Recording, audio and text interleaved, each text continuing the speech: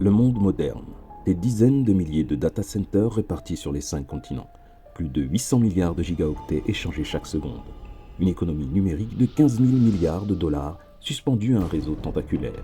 Par lui transite votre argent, vos secrets, votre identité. Absolument tout circule par cette toile invisible, omnipotente. Un seul ne cède, et c'est le blackout. Des banques figées, des hôpitaux aveugles, des humains perdus. Mais comment en est-on arrivé là ? Comment l'homme a-t-il lui-même forgé les chaînes de sa dépendance ? La réponse, un jeu d'enfant. Littéralement. Tellement déconcertante qu'elle en est presque insultante. À Königsberg, les habitants ont pris l'habitude de flâner le long des berges de la rivière Pregel qui traverse la ville. Parfois, lors de balades, ils empruntent l'un des 7 ponts permettant de relier les 2 îles centrales au reste de la cité. Jusqu'au jour où certains habitants se posent la question.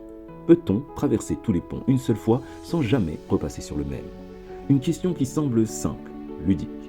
Toutefois, ce petit défi de promeneur devient rapidement une énigme locale qui enflamme les esprits. À tel point qu'on interpelle l'Académie des sciences de Prusse, basée à Königsberg, et particulièrement un jeune prodige de 28 ans, un dénommé Leonhard Euler. Euler est loin d'être un inconnu malgré son jeune âge. Celui qui deviendra plus tard le mathématicien le plus prolifique de tous les temps a déjà introduit la constante E, fondamentale en analyse. Il a résolu le célèbre problème de Bâle, qui avait mis en échec les plus illustres esprits de son époque, et même de l'histoire. Et il est sur le point de publier Mechanica, premier traité appliquant l'analyse infinitésimale à toute la mécanique. Face au problème des ponts, Euler fait quelque chose d'inédit.